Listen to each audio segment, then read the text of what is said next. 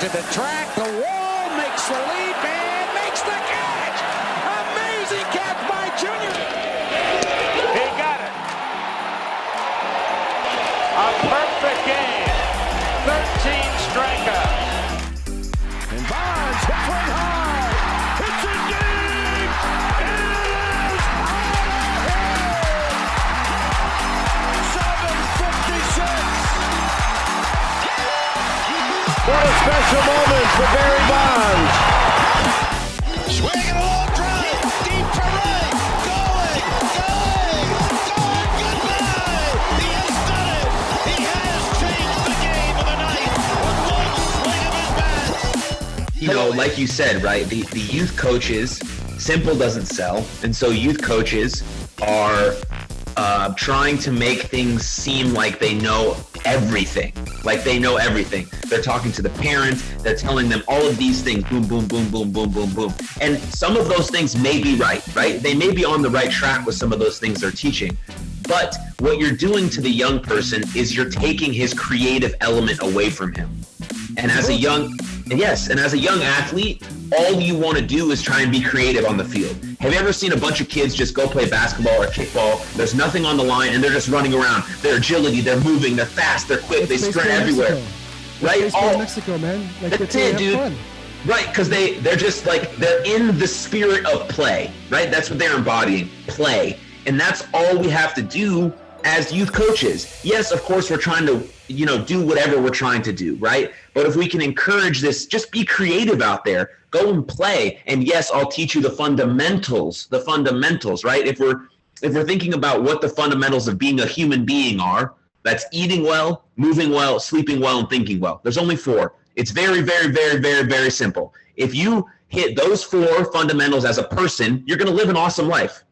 Now, why can't we do the same thing in one of the most complex things in the world perceived to be hitting a baseball? Why can't we make it that simple? There's fundamentals. I could tell you why.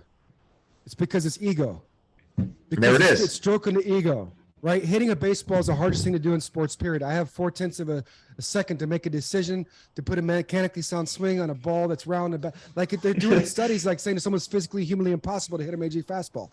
What happens is, a coach that has ego makes it like college level science. Right. A coach that doesn't have ego, and I sense that presence of the latter on this conversation, makes it like 3rd grade level science. Mm-hmm. Okay. So if I can make it really difficult and show this technicality of getting stretch and separation and staying back and staying short 2 and long through and doing all these things, it makes me look really good and makes me feel good because inherently I'm empty inside, because the person I'm teaching, the parent and the kid, have no clue what I'm talking about. Now that kid feels like they have to come to him because he has all the answers. So right. They're being manipulated.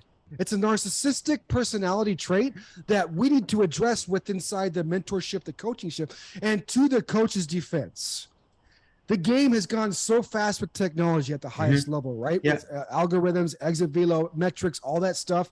Like it's there. And because it's a multi-billion-dollar industry. At the end of the day, man, when I'm on a Major League Baseball field, I'm just a glorified entertainer. That's it. I'm just an entertainer. All I am is an entertainer, and I'm abnormal. See, abnormal pays. If you want to get paid a lot of money, become abnormal. When you become abnormal, you will get paid a lot of money. How do you become abnormal? It's your unique value proposition. Where's your unique value proposition? It's within inside yourself. So now you have coaches out there that are hitting coaches that love the game, that want to teach, that do all these videos. They're trying to keep up with the industry. If I don't do this stuff like the other guys, then I'm going to fall by the wayside, because all these other guys that are, I think of my buddies across the border in Canada, because the training is not as affluent up there. So they look at YouTube all the time to try to get all the training. If I don't keep up with these guys, I'm going to be lost in the shuffle. Right. So as a coach, that's what I'm thinking. And now I really don't like who I am. I really haven't done the internal work myself. And I need to stroke my ego, because I don't like the way I feel when I wake up every single day. When I don't like to feel the way I wake up every single day, what can I do to replace that feeling? I'm running and numbing and fleeing from that pain in my life because I don't know how to address it. I'm not equipped to understand it. All these things at a little deeper level, but it's stroking the ego. But at the end of the day, ego stands for edging God out. If I squash my ego, if I keep my ego in check, what I realized, guys, like everything I teach from experience. It's not like Tony Robbins or this or that, like 100% experience. See, ego can get you to the top. Ego gets a lot of people to the top because we lose ourselves along the way. The pressure in pro ball is asinine. They don't say it, but 90% of players after the first week want to quit pro ball. It is that bad. It is that for most guys, the first time away from home, you're just in these podunk towns and you're doing all this stuff. Like it's not what you think it is.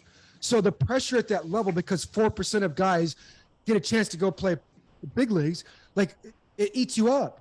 Now it's like I don't know who I am, but I got to attach myself to this. And if I don't achieve this, I'm so close to my dream, my childhood dream, like it eats you up and spits you out. Like the pressure's insane. So you lose yourself through that process. So at the end of the day, like if we don't understand, for one, who we're teaching, we're not going to be able to understand that because we have ego that fills that gap.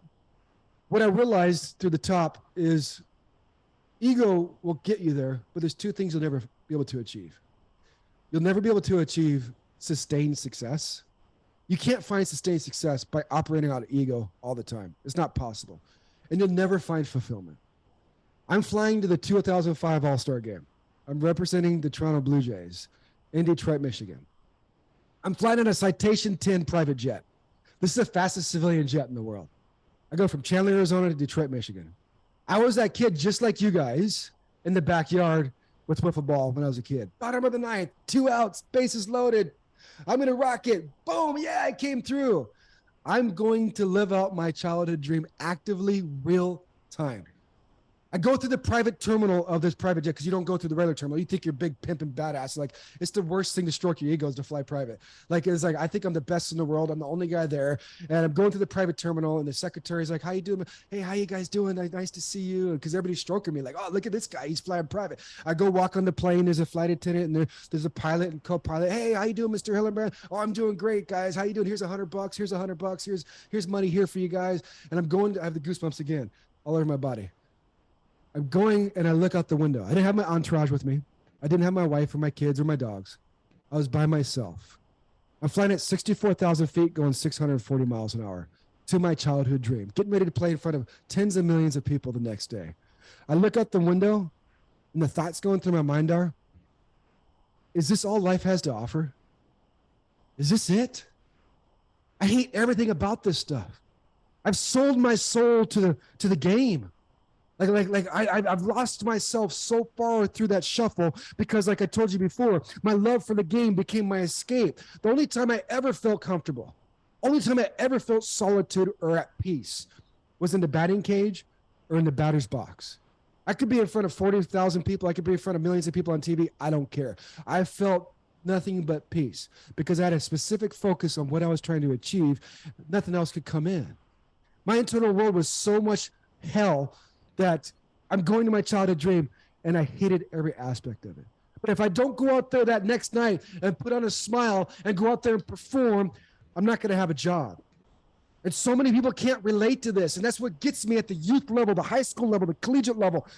Like, if I don't have a job, wow, take your millions of dollars right off in the sunset, and I don't want you to pull up your bootstraps.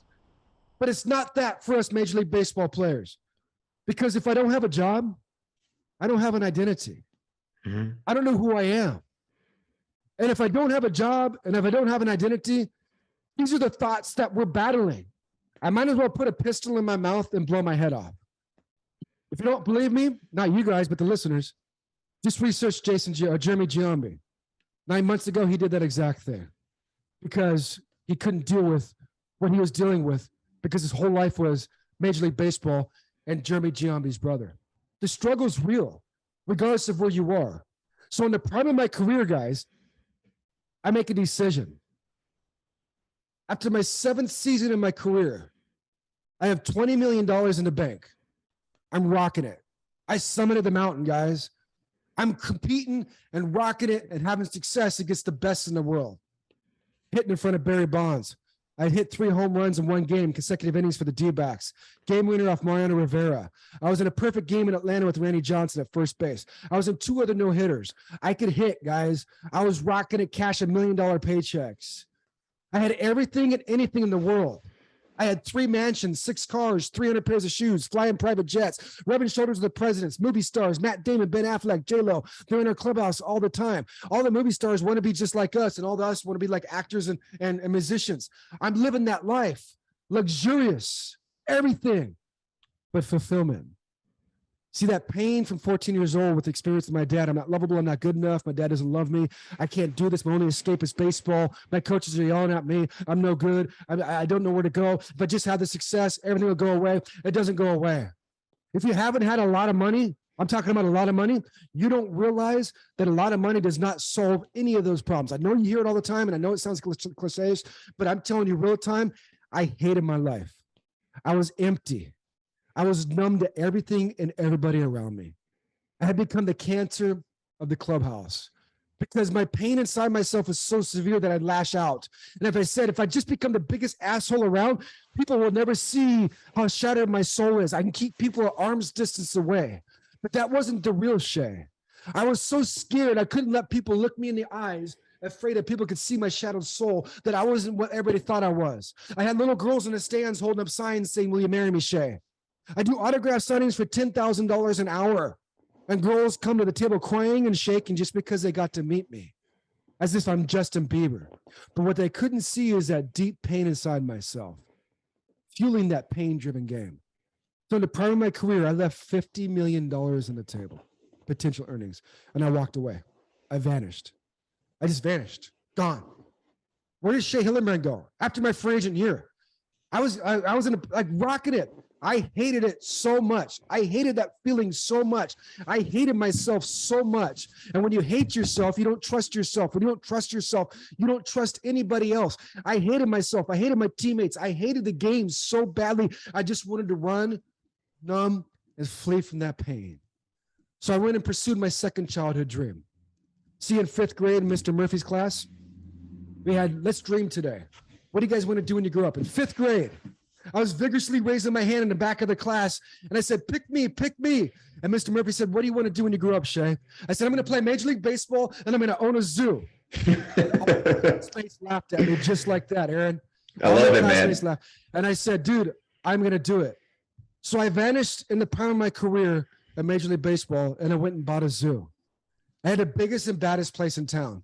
I had 300 farm and exotic animals. I had camels, kangaroos, llamas, alpacas, monkeys, raccoons. I had 2 800-pound Wilshire pigs, Taco Bell and Gilbert. I had a 3-legged goat named Trace. I had a Holstein cow named Biggie Smalls, and I had a midget donkey named Tupac. And we'd have to separate them at night because they'd have coast-to-coast wars, man. I had this vision in my head of bringing inner city, disabled, and child crisis children out to my farm to interact with my animals that I rescued, and everything would be great. I had a little train that goes around. It was like the Neverland Ranch. Like, it was amazing.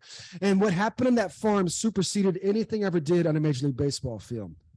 But I was still empty. It was crazy because witnessing my animals transform, I'm talking legitimately transform thousands of children's lives in my community, was completely priceless. You think I'd find success now. You think I'd find that fulfillment now. But it didn't. So 8 years ago, I found myself on the floor of a van. I was parked outside my ex-wife's house with my 3 children at arm's distance away. And here lies the guy that so many people envy. My children were going to school, and they're in elementary school, telling all their friends their daddy played for the Arizona Diamondbacks because that's where I live. And I was scrounging up change out of my cup holder just to feed my kids Little Caesars pizza. I was homeless. I had nowhere to live. 8 years ago, I was living in a van. And after overdosing on drugs and alcohol, here lies somebody that so many people envy.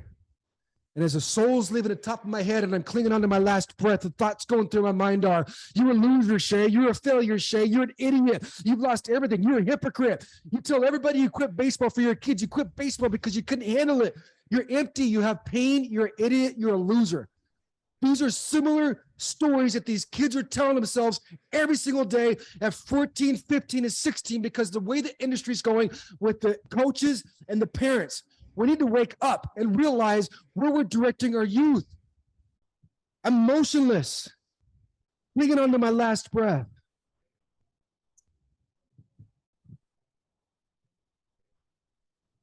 What would your parents think if you left this world today, Shea?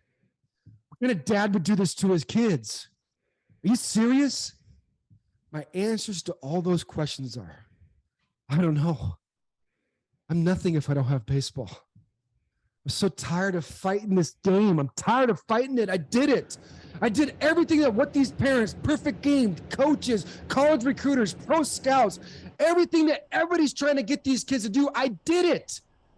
I only not just did that. I lived both my childhood dreams, and I'm driving around like, what's the purpose of life? Because that's not it. I have so much pain inside myself. I just want it to go away. So I let go. I don't know if I died, if I fell asleep. But by the grace of God, the sun went through the front windshield of my van the next day, and it woke me up. And I had no side effects. When I came to, I had nothing left.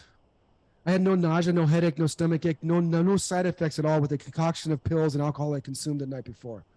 And I want to make this very clear to everybody that's listening right now. I wasn't a drug addict, and I wasn't an alcoholic.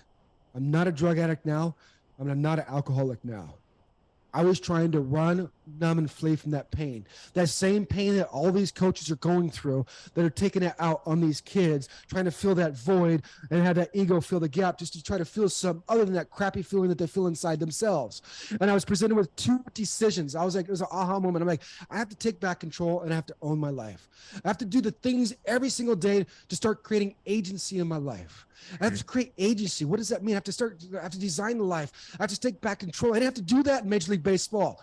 I could act any way I wanted to and hide behind that veil of Major League Baseball player. Look at this guy. He's amazing. You saw it every day, David. I'm telling you, like the guys that see it, that don't ever say anything, the guys that see it the most, and I don't give a crap what you say, the guys that see it the most are the clubbies.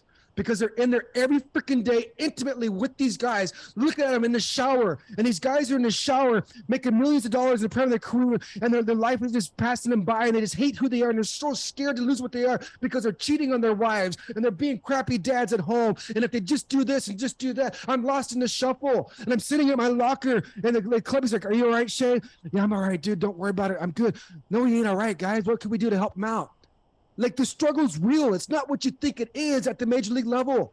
Like the studies and the statistics of guys are so vast, and I want to try to provide that voice to speak for these dudes because I'm able to articulate it, and that's what I've been blessed with the experiences I've been through. I'm able to articulate what the guys are going through, what they're feeling, and why I cheated on my wife, and why I did the things I did, and why the things that seems to be a common thread with other guys that I've experienced with and helped guys out and helped them from committing suicide and all that stuff, is that it comes down to your perspective. It comes down to the perspective of how you view the world. How you view the world. What's the lens that you're looking out at the world? I'm on top of the world with everything, and I hated everything in my life. I couldn't appreciate everything. I had zero gratitude because I thought my dad hated me. I hated the world because I didn't know how to communicate with people. If you just go to if you just hit, Shea, just hit, we'll find you a spot. Just hit, you'll go to the big leagues. That's all I was ever told. I wasn't told how to navigate pressure, perform under pressure, and navigate failure, and be a good teammate. There's no such thing as teammates, guys. There's no such thing as a good teammate in the big leagues, and David will testify to that. A good teammate in the big leagues is a guy that does not disrupt the chemistry and bring a bad seed in the clubhouse. You can act any way you want because I have to look out for myself. I have to look out for myself. No one else is going to look out for me. And my teammate next to me has to look out for himself. David has to look out for himself because if he doesn't do the right thing and suck off the lead clubby, then he's not going to have a job because the lead clubby is going to bring someone else in that he trusts because David sees the lead clubby doing these things that aren't the right thing behind the scenes. Like, it's insane what happens. Everybody's looking out for themselves. So I'm trained to look out for myself. And if I don't look out for myself, I'm not going to have a job. If I don't have a job, I'm not going to have an identity. If I don't have an identity, I might as well just do myself in because I'm worthless outside of what I do. This is what we're dealing with at the major league level. This is what happens every single day. So if you see the passion that I have for the youth, what are we doing? I have 2 boys. I would never want them to grow up to play Major League Baseball. Never, ever, ever, ever, ever. Because the game will chew them up and spit them out, just like it does the vast majority of other players. What I want to do is teach them to understand who they are, to win those internal battles. That's what we're always fighting. And that's what I love what you're about, Aaron, is because you teach that and you live that and you breathe that. I can care less about Major League Baseball. All it was a memory to me. Sitting here right now at 47 years old, it's just a memory. I don't care. I'm a dad of 5 kids. I have 2 daughters, and they're in equestrian. They jump horses. You want to talk about an industry I'm spending $100,000 a year for them to do it. I don't give a damn, because what that platform teaches them is insane. It's crazy. It's awesome. It's so beautiful. And I'm blessed to be where I am right now. I'm in my dream house in Scottsdale with my dream wife, with my dream life, but I had to rescue myself. I had to create agency myself. It doesn't matter the resources that you have. They have to be resourceful. We have to drop our ego. We have to be humble enough. We have to be transparent enough. We have to trust people enough to say, you know what, dude, I am struggling. You know what, I've messed up. It's all right. And when you operate from that place, it's the most powerful place to operate from. I never thought I could be transparent. I never thought I could find my smile. My whole career, every fan, you'll never see me take a picture with a fan that I didn't smile. I didn't. So I made a pact with myself. I'm going to smile, because I had no clue what each and every fan, thousands and tens of thousands of fans I took pictures with. You'll never find me not taking a smile. You'll see major leaguers like, whatever. I always smile, because that could be that one thing that fan is clinging on to. That one thing that fan needs that day, just to be noticed, just to feel something and not to give up. They're one breath away from giving up. And then you switch that perspective to be one breath away from a breakthrough in their life. But what I realized my whole life was I was trying to find my smile. When I met my wife, who was the number one person that saved me, that God brought into my life, she says, Shea, I love it when you smile, because you smile with your eyes. I could look at her in the eyes. Being able to live and sleep at night is the most grateful thing. It's beautiful. Being able to appreciate, like, I cannot believe where I am now. There's no reason I should be where I should be dead. I lost all my money, but I didn't lose this. And since I didn't lose this, I know I'm going to make more money, way more money now than I ever did playing Major League Baseball. And I don't care about the money, guys. That's just going to be a byproduct of impacting and adding value to other people's lives. How do you become abnormal in such a normal space? Because baseball is filled with all this normalcy of this nothingness. You're abnormal, Aaron. You guys are abnormal, David. You guys are abnormal. Master that. Keep moving forward and keep going with that momentum. You might be in a spot right now to where you're like, I don't know how I'm going to make ends meet tomorrow. And when people get to that pain and that pressure and that stress eats us up on the inside as men, because I got to provide, I got to protect, I got to take care of my family. You know how you do that? Take care of yourself first and keep taking that step every single day, regardless of the storms, regardless eviction notice. I've been through it all. Like, it's just like, just got to keep going and keep that momentum going by stacking those little wins, whether you're on the baseball field or off the baseball field or building a business or creating a whole new life. I had to do this at 40 years old. You know how hard it was as a celebrity, as someone who was treated like a god with more money than I could ever imagine, recreating a whole new identity. I made the commitment. I went all in and I mastered the little things, and I was fully transparent with myself. See, I can lie to you guys all day long, but I can't truly lie to myself and live with that. And once you get to that spot, you start tapping into a power inside yourself that can't be stopped. And that power right there is where coaches need to be, because kids, there's so much noise out there, guys. Kids need to be able to feel you. You can say all you want. It just goes in one ear and out the other, because they get all that all day long on the phone, right? They have to be able to feel you. The only way you can make somebody feel something differently is to be able to operate at a deeper level of your trueness of who you are, create an agency with inside yourself. You got to get somebody to feel. You got to get them to feel what you're talking about. You got to show up every single day and have that purpose and have that vision and have that intensity of what you're trying to achieve. If I want to make an impact, if I want to challenge somebody's truth, it has to be through a narrative. It can't be BS. It can't be confusing. It has to be the truth. And you have to start providing hope and inspiration for these kids to get them to latch onto that and say, you know what? You could do it. But when you say you could do it, they have to feel it. They can't just hear it. They have to feel it. And that's where it's at. And that's where my passion is. And I'm trying to provide a positive voice in a space. I don't want to do what some of the other Major League Baseball players are doing, is calling these guys out and doing really bad things and telling them they're losers. And like that's not productive. That's not productive at all. That was the old Shea. Oh, I'll call you out all day long, man. Like, I was the worst teammate ever. Now I want to shift that and say, hey, dude, how can I be an asset? I have a different perspective of what you're trying to teach, guys. How about if I come on an Instagram live with your audience as a hitting guy that you are, and I'll just share some stuff with you, and maybe I can provide value and help you create agency in your life. Because if I can get these guys, and if I can get these guys, and we can come together as a unit and help influence other guys, we can make an impact on the industry. Thank you for the space, guys. I know, Aaron, you wanted to say a lot, but I wanted to say first before you talk, thank you so much for allowing me to share that, because that's really meaningful to me, to be able to share from my heart, for people to really see not the real Slim Shady, but the real Shea Hillenbrand. Well, I mean, that's really what I wanted to say, because outside of baseball, I own and operate a mental health nonprofit called You Are Loved. And that's really one of my main focuses in my life. And so hearing you share that story and opening up your heart to potentially millions of people and anyone that might listen to this takes courage, takes a lot of trust in yourself.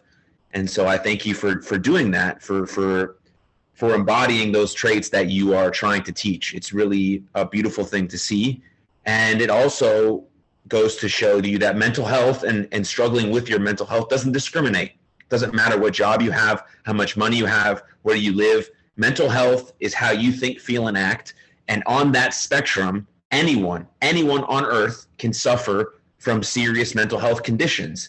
And thank you for choosing to stick around, my friend, because your heart, your soul, your mind, your brain, your life is worth it. And it's very important. The things you're saying, the things you're about, just your light in this world. And I don't mean that lightly at all, by any means. I know we just met an hour and a half ago, but sometimes you feel things, and I think that's very true. And so thank you for that. And my pleasure. Yeah. I was going to say one more thing, but I just got kind of choked up a little bit, so maybe I lost my train of thought. But and so yeah. Oh, on that point, it's like normally in our society we wait until there's a crisis point to start being proactive with our mental health, right? Something has to be really bad. And in my situation is the same way. That's when I started taking care of my mental health. Same with you, Shea. So now if we can be these two people who let people know that it's okay to just start taking care of your mental health right now. Start to journal, meditate, walk, exercise, do something you love, create a community, have beautiful friendships, express yourself, tell people what you want and need, ask for help, right? All of these things are part of being just a dynamic, excellent human being. And that's the beautiful part of podcasts. We're just sharing stories. We're not sharing stories. We're not doctors. We're not medical people, right? We just have experience, real life in the trenches, in the fucking trenches experience. And this is how we pulled ourselves out of it. And if people who are 11, 12, 13, 14, 15 can hear these experiences and start to formulate them now, they may have gone through some stuff like this. People have very, very different lives, and they may have gone through some very hard things at a young age, so they can maybe understand this. But they can take some of these strengths and start applying them into their life, and then they become the best versions of themselves, whether that's on a baseball field or not. That's irrelevant. It's just becoming the best version of you. So when you meet your future wife or you have kids, you're ready for that. You're prepared. You're in this space where you can give the best of yourself to yourself and to other people. And I think that's quite brilliant. Coach Bodzin, you have any thoughts and feelings on that, being a new father and everything? You're on mute, by the way. Yeah, thank you for that. I need to listen back on that. You talk about getting chills, Shea, and you and I have talked. I lost my father before I was 30, and our mutual friend Jason Botts really helped me. I couldn't get out of bed for about 2 weeks there. I had the same thought. My identity really lied within my father's approval, actually, which is, I think that goes across the board. Your identity was, hey, I'm a Major League Baseball player. I know, Aaron, at one point your identity was your wrestling until life kind of slapped you across the face, and mine was the approval of my father was everything to me. And without the approval of my father, nothing else mattered. And when he got sick and he ultimately passed away, what was my identity? What was the purpose of living past that day? And I couldn't get out of bed for 2, 3, 4 weeks, and alcohol and drugs. And I was depressed, and I was killing myself, slowly with alcohol and drugs. And thank God for a good support system. And thank God for Jason Botts, specifically who I would love to get on here at some point if we can find them in the mountains somehow. Who Mountain man. Oh man, little mountain man. Don't ever shave your beard, Jason. It's just one of those, thank you for sharing that, because I think, from where we stand, and Aaron and I stand, we coach 14U kids, right? And these kids are very talented baseball players, and some of them play or are children of former professional athletes, whether it be basketball, football, baseball. Imagine that pressure. Right. It's in the pressure is surreal in that, right? Like, hey, I have to outdo this. And at the end of the day, what is your identity? And what we talk to these kids about is, guys, baseball is that vehicle. Hey, we are here to teach you part of life, but baseball is not forever, and it cannot be your identity. And I know I talk, we do this these camps every Tuesday and Thursday, and I end most of these camps with, hey, get good grades, study hard in school, make sure you graduate with a good GPA, because at the end of the day, even if you want to play at this next level, you have to have good grades. You want to go play Division I, grades matter. Nobody's going to take you with a 2.0 GPA. Scouts don't want to see somebody who doesn't study. It's going to bring down the clubhouse. Like you said, teammates don't really exist when you get to pro ball, but they're not going to bring somebody in who's going to be a cancer in the clubhouse. We'll look at there's a lot of different players. I don't want to name names on this podcast right now, but there's a lot of players out there.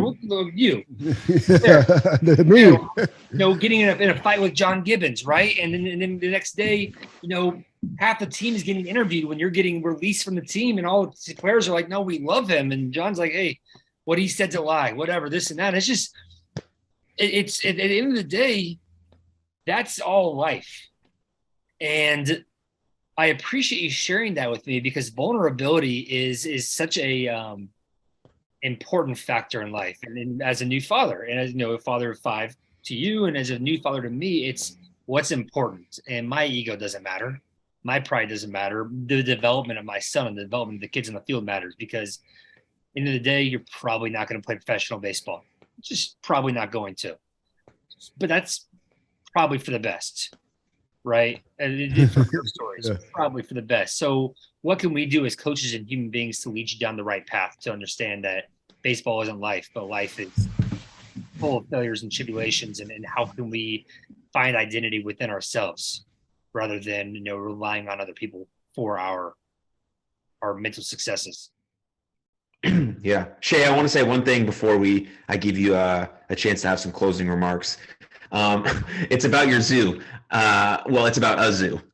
When I was first starting out as a professional wrestler, do you know Joe Exotic? Do you ever see that show on Netflix? Yeah. So I wrestled at his zoo in like in the first year of my professional wrestling career, and I was like, oh, this is the peak. I just wrestled in front of like 8 lions. We took a tour of the zoo. Joe Exotic, he petted my hair. It's like wild. But then all that stuff came out and the show came out, and I was like, oh, I've been to that compound a bunch of times. So it's cool. It's cool that you own a zoo as well. I love the animals, and I had a chance to get some of those exotic animals like that, but it was too much. That world is kind of crazy as well. Exotic animals, rescue, all that stuff. So I also had a buddy that played baseball, and he wrestled too, Derek Nykirk. I don't know if he's 47 now, so probably a lot older than you, but yeah, that's pretty cool. But what I was trying to think is like, okay, what nuggets can we leave, people, if they're either in that spot or to combat that? At the end of the day, I realized through this process of my journey is that I'm a person outside of a Major League Baseball player, and you lose sight of that real quick because of the way you treated. And I mean, I can't, the money nowadays these guys have, and all the stuff that they go through is pretty phenomenal. So understanding that you're a person and you have to work in yourself, and what do you need to do? I think we need to provide some resources for people to work on. For me, like I said, I had to get into momentum, because life's about momentum.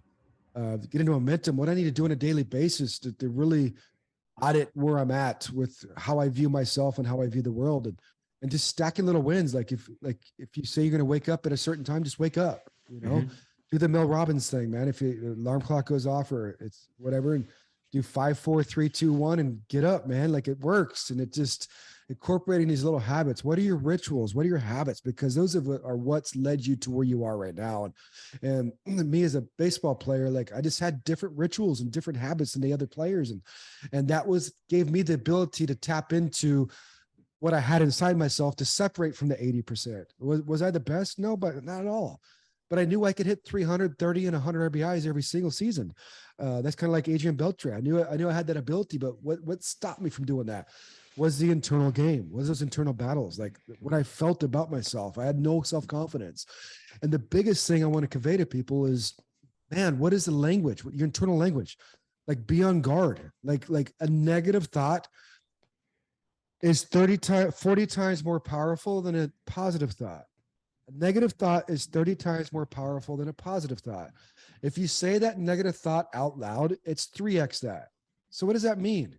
Like if you say, oh, I freaking suck, I'm an idiot, whatever, that means like 70% chance that is going to happen, right? It's like you got to be careful, be on guard of your internal language. I always tell people the most important conversation you'll ever have in your life is that conversation with yourself, not your spouse, not your parents, not your higher power, not God, whatever. My Christian friends like, oh, it's God. No. Like my conversation I had with myself blocked my relationship with God, blocked myself from tapping into that stuff because I thought I was worthless, right? So you got to be on guard of how you talk to yourself, man. Like that's the foundation of who you are. And then the last irrefutable law is belief. Like, what do you believe?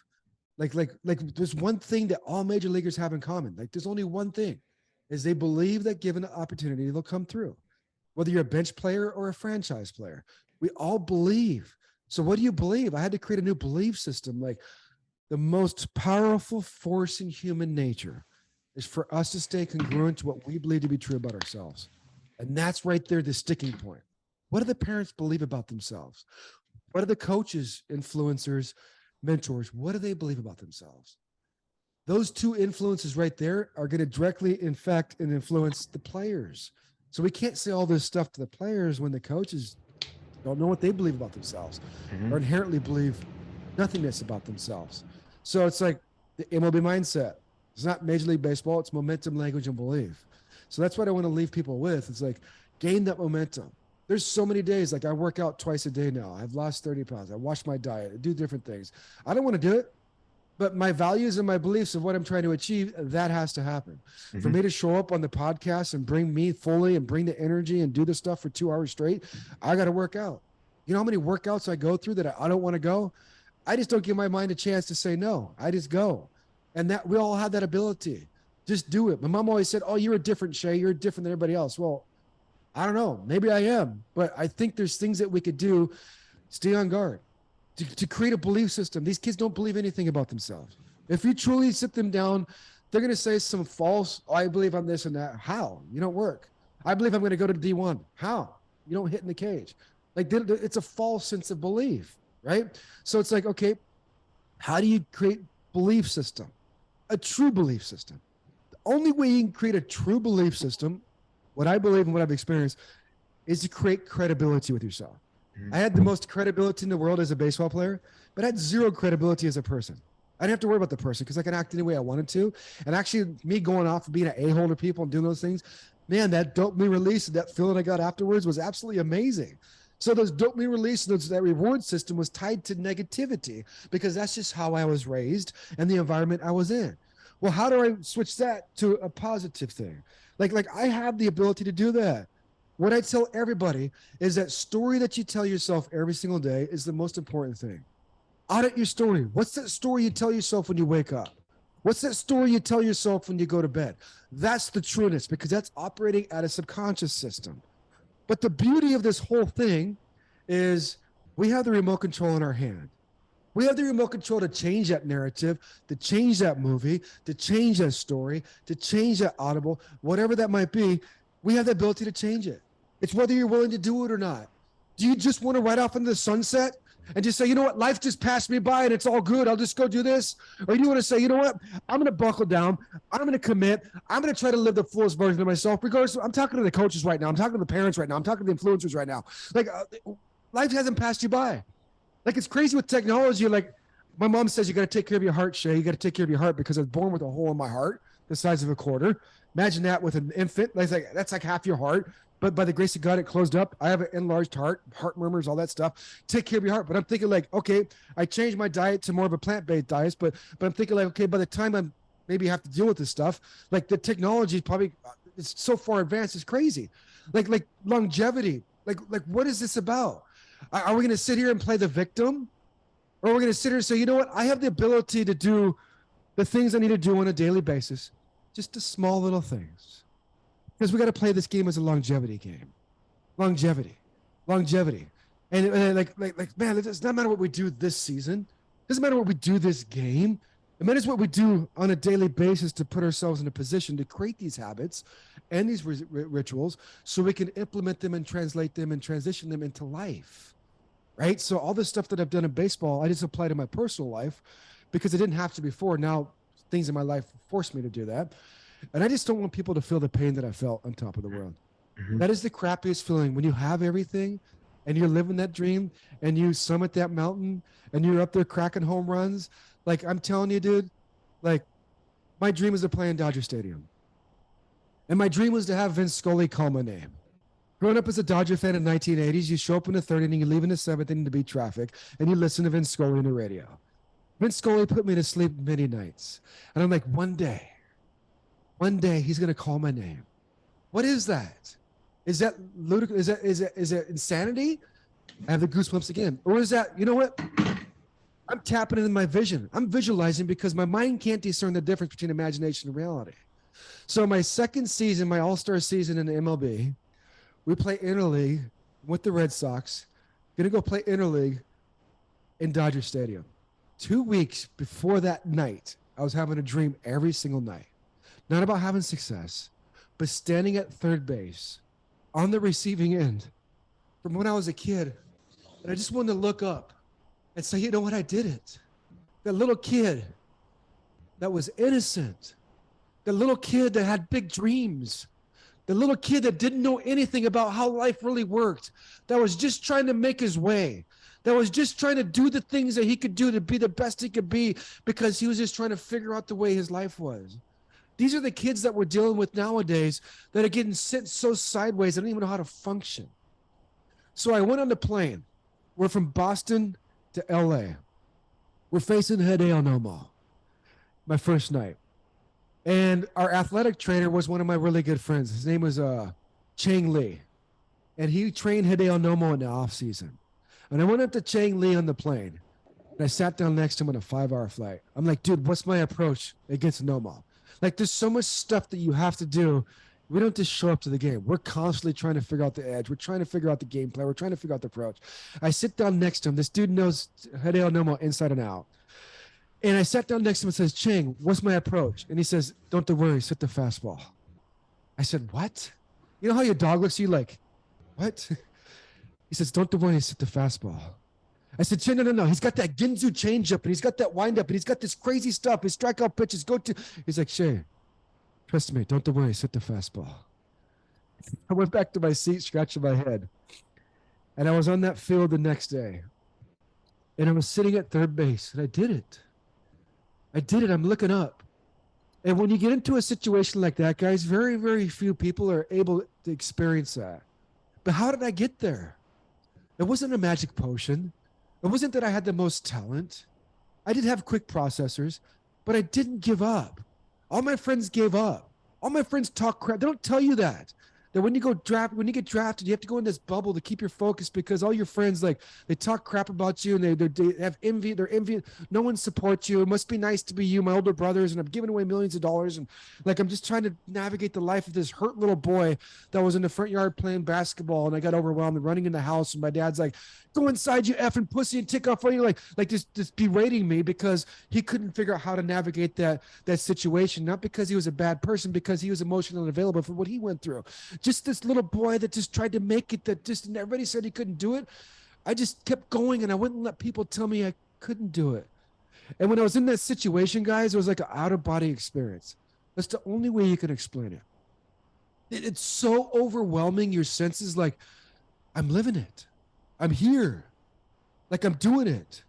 So long story short, in that game, I went 4 for 4 with 2 home runs, a double and a single. Like going into my last at bat, I was going for a cycle.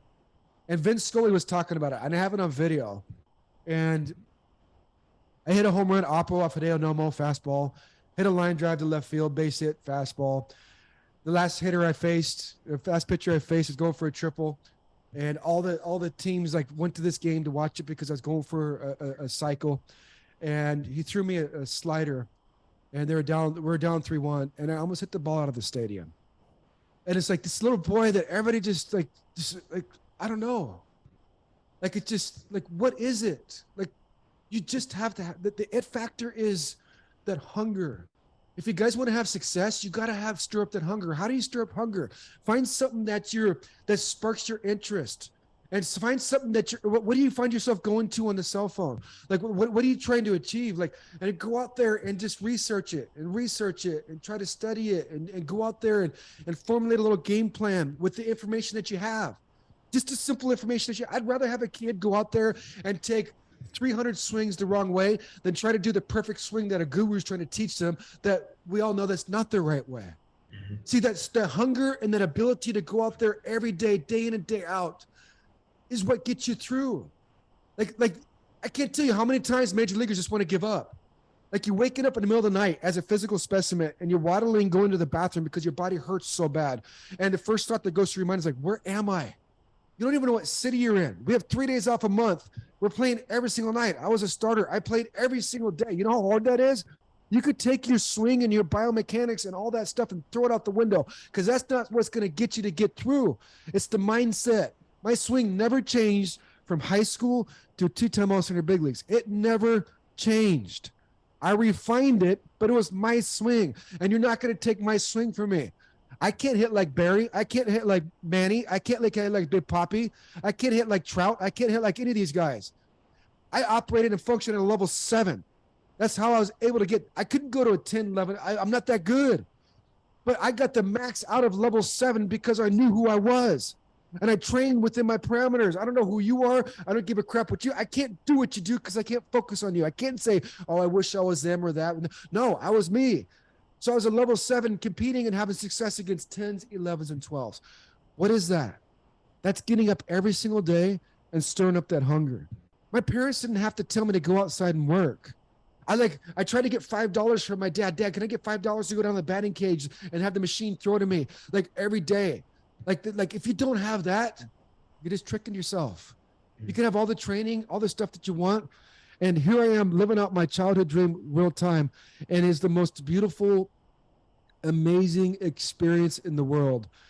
And I had Vince Scully calling my at bat. And it's just like, how? It's not the perfect game tournaments. It's not all this stuff. It's 100% opposite of what all these guys are saying. If you look at the statistics of D1 guys that go to the big leagues or guys that get drafted in the first round to go to the big leagues, the numbers are staggering. That's not what gets you there. I passed everybody up because I just had this in me to where I wanted just to work. I wanted to master the craft. You weren't going to take it from me. Like this stuff now. Like, I didn't just start out with sharing my story. I have an NBA award-winning story. It sucked at the beginning. I was like kicking my own self off stage. You suck. But I just kept working at it, and I worked at it because I want to share. I love this stuff. When you find something that you love to do, don't go from that. Don't sidetrack from that. I don't give a darn what it is. You can find a way to find that fulfillment. Because all the money in the world, all the success, I'm in a beautiful home right now on a golf course, sunsets every day over Camelback. Like, I say that because I'm so grateful because I don't deserve it. Because I did everything in my life to ruin everything in my life, guys. I did everything. I ruined every relationship I ever had. I burnt every bridge I ever had. I'm divorced. I'm married now. I'm like everything. Like, there's no reason for me to be here. But what I'm saying is that here's a guy that did it all and went through so many valleys and so many pits and so many struggles. And I just want to be that bright light, that inspiration. Say, dude, if he's been through that and he made it through that, maybe I could just do it too. It's just taking one step, guys. For most people, level 1 is stop the bleeding. Stop doing the habits and the rituals and the things on a daily basis, bleeding out your momentum. Stop getting up and drinking the energy drink. Stop going through the drive-thrus. Do one less thing where you drink it. I'm not saying quit drinking cold turkey if you drink. I mean, maybe instead of drinking 10 beers tonight, drink 8 beers and celebrate that damn win. So you know what? I did it. And tomorrow you wake up, drink 8 beers again and not let yourself go past that. And the next day you wake up, I'm going to try to push 7 beers. It's not just quitting cold turkey. So many people say that. We're coming to the beginning of the year, New Year's resolutions. It's all crap. There's no superstitions in baseball. It's all crap. All this eye black, all this, it's crap. We have specific things we focus on day in and day out to keep our mind at a specific focus to go out there because the pressure's so hard. I knew what I did every single day when I woke up from 9 a.m. to midnight. Every single day I went to bed. I could tell you verbatim what I did every day. And Dave could see it when he walks in the clubhouse. The guys that are rocking, we do the same stuff every single day. And you can see the guys that screw off and screw around. They don't stay in the show. They're there and they get like, I'm here. Then they stop working. They start like they can't handle the pressure. Like, what is that? What can we teach the kids? Create a routine, create habits, get out there and put the work in, throw the baseball, field ground balls, right? Like, it's just like, it's not field a ground ball perfectly. It's like field a ground ball. It's not hitting a baseball perfectly. I tried it. You know how many Tanner tees I'd break in the off season? I trained by myself. I had all my stuff in my house. I was blessed to train with Barry Bonds' trainer. I flew him in every 2 weeks. I paid him $60,000. Like, I would hit in the batting cage off the tee. I couldn't do it. And I'd break the tee. Order me a new tee, guys. Matter, give me 3 more tees because I'll probably break 2 more tees. I've tried to do it perfectly. It is impossible. Stop trying to do this stuff and train this stuff. Stir up the hunger, teach a little bit. That's it. Stir up the hunger, teach a little bit. Teach a little bit. Let the game teach the kids. If we put the supportive environment as coaches, as leaders, as mentors, if we're there, man, let the game teach the kids. If the kids make a bad play in the field, why the F am I beating them up? You might have to tell him 15, 20, 30, 40. You might have to tell him 100 times because he's so far sideways with his focus because of phone, because you don't know his environment at home. He might be struggling at home. His dad might have just died. His mom, you never know. What are we doing this for? To stroke our ego or to help the kids out and make an influence and impact on the next generation? I work with kids from Canada and I work with kids from Mexico. If you guys want me to do it, I'll come work with your kids, but I don't work with nobody because I think sideways. I tell the kids, there's only 3 things you focus on the batter's box. When do I start? Read the pitch, react. The kid will come up to me after his at bat. Hey, coach, what'd you see? Hey, coach, what do you think about that one? Hey, coach, what do you think? Okay. I always say one thing. I recommend you guys say the thing too. I always say one thing and one thing only. What were you thinking about? That's it. During the at bat, what were you thinking about? Oh, I was thinking about this and that and this, get my foot down and this angle and that angle, this and that, and do this and that. Okay, you just told me 18 things you're focusing on. What did I tell you to focus on? When do I start? Read the pitch, react. Yes, son, that's it. And until you do that, I have nothing else for you. I have so much a high level of understanding how to freaking swing a baseball bat. If I told these kids like Chinese. So if I'm telling kids anything other than that, if they haven't mastered that, because 99% of a mechanical breakdown in the game is timing. The timing's off. The timing's off because their focus. The focus is off because the coaches are teaching mechanics and the cell phone. Until we get a kid to understand how to focus when he trains and focus when he competes, nothing else matters. So when we go from there, that's where the breakthroughs happen. And that's where kids start to have self-confidence and self-understanding. I know you guys got to go. I'm sorry. That's okay. No, beautiful. I feel like we could have a conversation for 12 hours. So yeah, I appreciate it. You sharing your insight, your knowledge, your wisdom, everything. Thank you for just spending time with us. We really appreciate it. And I know that everyone who listens or watches this is going to resonate deeply with the words that came out of your mouth. So thank you, thank you, thank you. I appreciate the time, guys. And if there's anything I could ever do for you guys, please let me know, because for me, it's about equipping other like-minded men like you guys. I'm not a guru. I'm not the know-it-all be-all. I just have some experiences. And if I could share that, then that's where it's at. And that's my favorite part when coaches say, well, just because you're in the big leagues doesn't mean you know anything more. You can't teach it. No. Let me tell you what, just because I was in the big leagues, I could teach this. You can't teach it. This is what's needed to be taught. The mindset, how to focus, how to perform under pressure. You could do it any way you want. You could teach any way you want, any mechanics, any whatever. But until you master this, nothing else will happen. Life will chew them up and spit them out, not just baseball. And that's what I want to do. I'm on a mission to help dudes like you to understand, first and foremost, dude, you guys are doing it. Keep doing it. Be louder. Keep spreading the message. Don't let anybody, they're going to try to bring you down. They're going to try to tell you guys suck or whatever. Don't deviate. Keep moving forward and see what happens, man. Absolutely. Thank you. We'll be in touch very soon, Shea. Man, I really appreciate your time today. Absolutely. Everyone, thanks for watching. Thanks for listening. Appreciate it. Share this with a friend. Share this with everyone. And we'll see you guys next time. Cheers. Take care, guys.